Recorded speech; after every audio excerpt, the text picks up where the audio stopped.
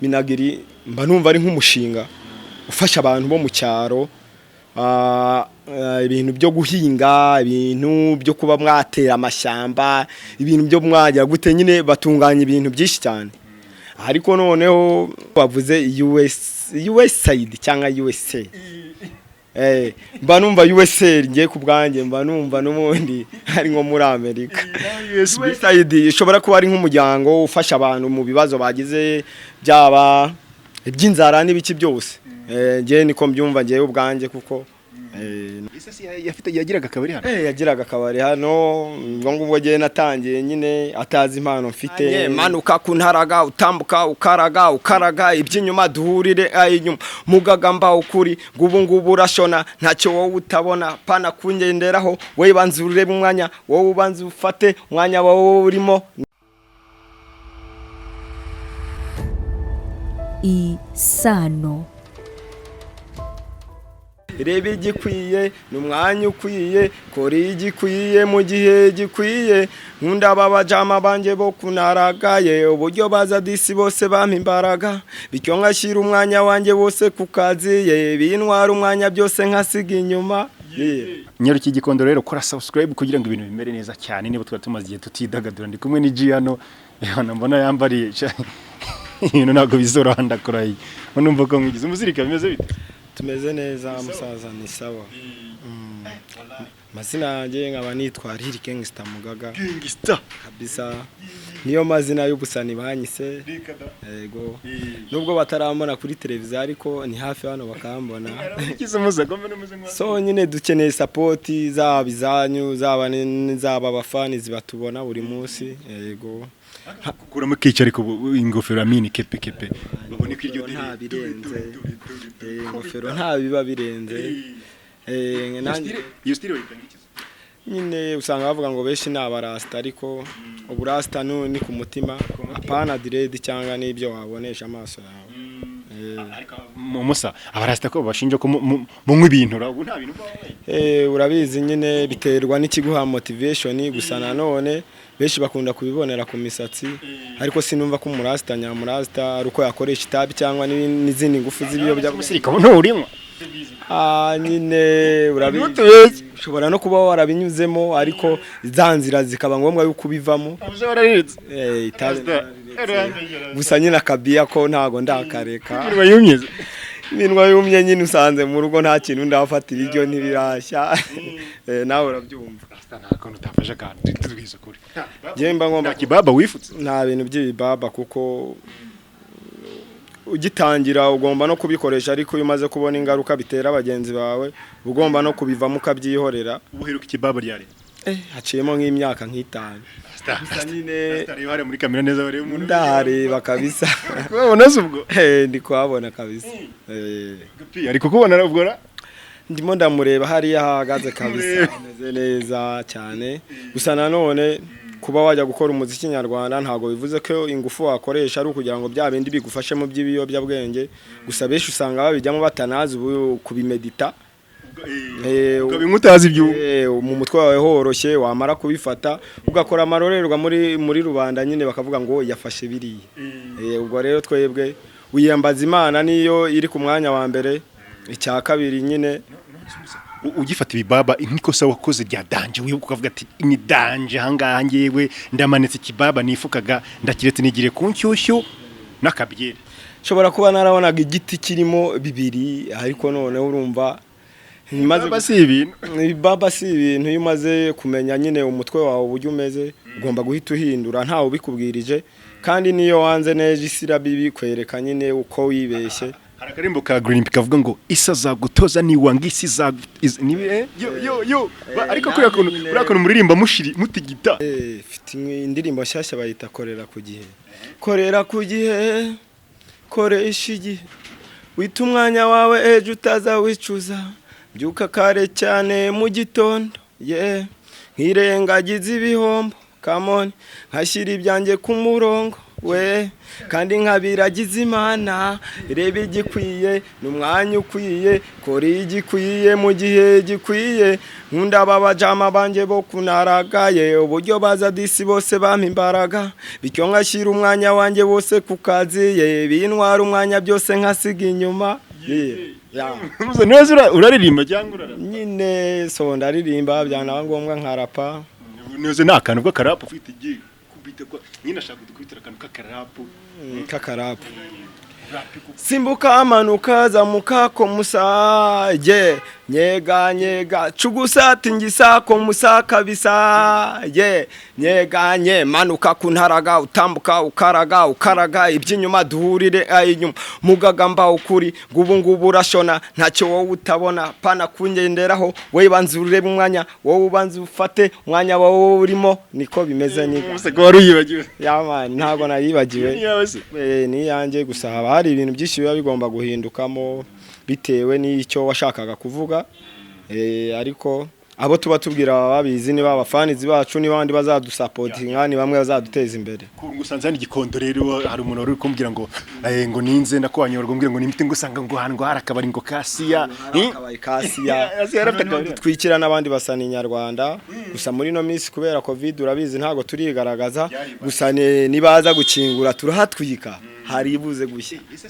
yagiraga akabari hano yagiraga akabari hano ngo giye natangiye nyine atazi impano mfite ndi mucoma wiwe wacomera Assia nkacoma nyine inkoko ihene byose habikora neza agera arambwa tuza akazi rero ubwo niko guhita nigumira igikondo kuko narabye mbona ninjya handi mbona nubundi impano yawe ntahijya ugomba kubitangirira hahanduri yego Assia ko yagusizaga akigenda koko buriya n'umubyeyi aragusiga akagenda ariko wowe impano yawe uyimenya mbere yuko ikurimo muri icyamamare wa muntu wese ifungo icyamamare muri filimi nanjye ndi icyamamare mu kazi kanjye ndimo nkora gucoma ubwo nukuvuga ucoma ibirayi ngacoma brusheti ngacoma ibirayi ngateka amacapati meza nkaba nanagutekera n'ibiryo biryoshye nyine bitewe n'uburyo ubuze guteka muko nizi Indian food nyine reka da wizi Indian food kabisa Indian food biba birimo iki niki hari uburyo umuntu yaza akakubwira ndashaka kuntekera ibiryo bimeze bite urugero shaka icyayi ntago nagutekera African tea ahubwo ngomba kugutekera Indian tea ubwo urumva ushaka n'inteko z'iminde hari uburyo nagutekera chicken tikka masara fed rice chicken lollipop nkaba nagukora n'amata bita mangarasi byaterwa n'uburyo wewe wifite umuntu turi kumwe akomeye uyu muntu afite inteko ye ubwo rero ibyo ngibyo nabikoreye mu Bahinde ariko urabona wenda nk'akazi muri no misi karabuze turi gutegura iby'abanyarwanda bacu cyangwa se babaturage tubamo nabyo kandi twitegura kubikora neza buri muntu aba afite inteko ye kabisa buri muntu wese agira impano ye urumva ni impano nayo ariko ukagira ibyo uhitamo mu byo uzi gukora nshobora gukora African food nshobora gukora Indian food byaterwa n'uburyo ki wowe nyine bya bintu ubishaka wateka neza nta kantu kagakone washize utari hayi uri soba nta bintu by'amahayi kuko amahayi aratwangiza atuma soba genda isoba tewari mujama uri sobara genda hari uri soba genda hari meze neza nabwo meze nk'uri hayi nuko oya nta hayi ni kwa kundi umuntu uzamusanga mu mahuda kibyuka kiva mu nzu ugahita umubaza nyine byande afite na bwa butotsi n'ibiki byose ariko yajya kugukora ka kazi kawe akagakora neza cyane yego ubu ngubu tubari twarafunguye ahantu bashobora kuba bakotsaga kuko tuburushete binini cyane uwo nawe ubwawe ufite ahantu ufite nk'ikirori ufite nk'ahantu ukaba waba ukeneye mucoma nshobora gutanga kontakite zanjye ejo ukaba wankubira isimu ugiye ukimara kuyinkubira ndaza nkukubaze se bya bintu ukeneye ko tubikora bite jugunye bicwa nkari ukuntu unzunga ntabwo nshaka amafaranga menshi ahubwo ndashaka kugukora ibintu biryoshye n'ejo bigatuma wanzana muri ka kazi kawe uvuga za Kimisagara na ntaraga cyane VIP zari Kimisagara rero so mpabaye imyaka myinshi nk'icuma ariko nta shuti nigeze mpagira man umenye utazi kubana oya apana njyewe dushobora kubana wowe hari ibyo unkeneyeho ariko jye nagira icyo nkukeneraho ntihagire icyo nkubonaho. ubwo byagenze bite bakuriye boro wabariye boro abo nyine bahoraga banyanura buri munsi ndavuga nti hano hantu ndabona nyine nkeneye kuba muri wabasani basanzwe niyo mpamvu navuye hariya nza kwibera hano igikondo. Yego ibindi byamamare suzi b'igikondo n'ibyane man DPJ ni inshuti yanjye. Yego abo bantuze ba Kevin Kade batuye hiryanjye ba Vikiki ni muri studio hano muri Kigali record. Yego bashinje ngo gufata ibibaba hari nabo rimwe na rimwe bajya babacakira nyine ntago mbizi kuko buri umuntu ni waba yiyumva cyangwa se n'abamureba gusa nyine ushobora gukora bya bintu wihishe ariko ejo ukagaragara. Urumva iyo wamaze kugaragara ntago wahakana cya kintu kandi wamaze kugaragara. Sasa indimbo zawe ziri kuyihe channel zitwa gute izo so sindafungura YouTube channel usanga abantu babiyimbwira ariko nararebye mbona gufata audio nkazishyira ngo kuri YouTube channel ba bantu bashaka kwibaza ese uyu muntu ninde. Ndamfite rero ntuze gahunda uno mwaka yo kubona akora ka video kamwe mu ndirimbo zose naba narakoze kugira ngo wa muntu uzambona azaboneka aka video kamwe noneho nshyireho za audio hasi uko ibicwa bizagenda biza so byose tuzajya bigenda bimenekamo tuzakora cyane. Umusirikare rero nifuje ko tuganira tujya ducinga kutuntu tugiye dutandukanye muco masi uri n'icyabamare buri yahura n'ibyamare bitandukanye hanyuma nk'umujene ariko wanakoresheje ku biyobyabwenge bibi byabyo natubwiye ko bivuyemo niba ari by'Imana ishimwe urumva ko ni sawa ni impinduka nziza cyangwa se ni iterambere ngiye niko ndaza kubivuga ariko abajene benshi bari kugenda bacakirwa polisi ikaba nagishene nyine ibintu nibizi gukomeza kugenda bimera neza ingaruka zabyo urazize ugiye kuzitubwiraho niba ari n'ikintu kitari kiza wakoze ubwo wakoreshaga ibiyobyabwenge ni nk'ubuhamya ya ingaruka ubwo ngubwo icyo nagira inama ku bantu bakoresha ibyo ibiyobyabwenge si byiza ahubwo wowe banza wisuzume se navukiye he ntaga hano turi muri Jamaica ngo turakoresha ibiyobyabwenge twavukiye mu Rwanda n'abatubyaye ntago babikoreshaga kugira ngo ubu uri were ntago numva ko wakoresha bya biyobyabwenge ahubwo wowe banza utegure ejo wawe hazaza numara gutegura ejo wawe hazaza hari ibyo uzirinda mu buzima bwawe hari n'ibizagufasha mu buzima bwawe ntago numva ko rero kuba wakoresha ibiyobyabwenge ari byo byakugira uriwe n'ababikoresha mani twarabikoreshaga ariko twagezeho tumanika amaboko kabisa twemera icyaha watakazaga nkangahe mu biyobyabwenge ku munsi nyine so wenda nanywaga ganja ariko namara kuzinywa nyine ugasanga wenda ngiye ahantu hanjye nyine ngo ngiye ngo kumedita ngo natekereza ariko ibyo ntekereje byose ugasanga byose biri hasi. Ganja haryo ubusi rwo rumogi ni rwo rumogi nyine bavuga ibibaba nyine bahindura amazina menshi ako ku mugongo w'ingona ibibaba ni inyonga n'ibiki byose byose ni ibimogi ariko nyine kurubyiruko nyarwanda ntago numva ko kuba watera imbere ari uko wakoresha ibyo bintu byose ahubwo wowe ushobora kwicara hamwe ukavuga ngo ese nshoboye iki ese nzi gukora iki ese ndabasha gusohora ubuhe butumwa muri bya bindi nzi gukora. Niyo mpamvu nahisemo ngiye kwiririmbira kuko nibyo bimpa umutuzo kurenza ibindi byose. Itaniririmbira kubireka byarakoroye kubireka nyine umutima ubukigushitanura ariko witegekwa n'umutima kuko umutima wawuduhaye cyangwa Imana yawuduhaye niyo yarizi impamvu yuduhaye were kuba wavuga ngo nategekwa n'iki ngiki ntago ari cyo wahita ukoresha kuko twe ku isi ntago tuzakwemera nuna nabikoresha hari itegeko nzagufatiramo nkaguhana. Ubwo urumva rero nk'ababandi aba bo tugendana aba bari munsi yacu abari bakuru bacu abo babikoresheje nta nicyo byabamariye. Bavuga yuko abarasta nyine yari ukuntu ngo muhura nabyo mutaho murasta utamwe nyine wa muturage ukubona ku ruhande atabashije kuba afite diredi ku mutwe ubusanga avuga uri akoresha birana biriya ariko atazi meditation bitanga ariko meditation yo umaze kubijyamo ukabimenya bita bituma wabivamo kubera iki mfite umutwe woroshye ndi kunywa cya kintu bigatuma bimwe natekereje ntabishyira muri gahunda. Ubwo rero ntago nabishishikariza urubyiruko ngiye ku giti cyane. Uranabizi ndanabizi kuko narabikoresheje ariko so ntago bizongera kandi mu mbabarire. Tukona ku musozo rero igira hino mwaza kandi kanukanya ndizo umusa warize narize ngira mu wa gatandatu primaire ariko ntago nabashije kuyirangiza secondaire ariko ubwenge bwanyobora muri ino si ngomba kubushakisha kandi na mama yarabimbwiye. Tugiye kwiganira kuno no kutuntu tugiye dutandukanye tuba dukunze kuvugwa hirya no hino. Iyo uvuze minagiri wowe umva ari iki? Minagiri mba numva ari nk'umushinga ufasha abantu bo mu cyaro ibintu byo guhinga ibintu byo kuba mwatera amashyamba ibintu byo mwagira gute nyine batunganya ibintu byinshi cyane ariko noneho minagiri nyine igafasha abantu bo mu byaro bakure cyangwa se abantu bari mu ntara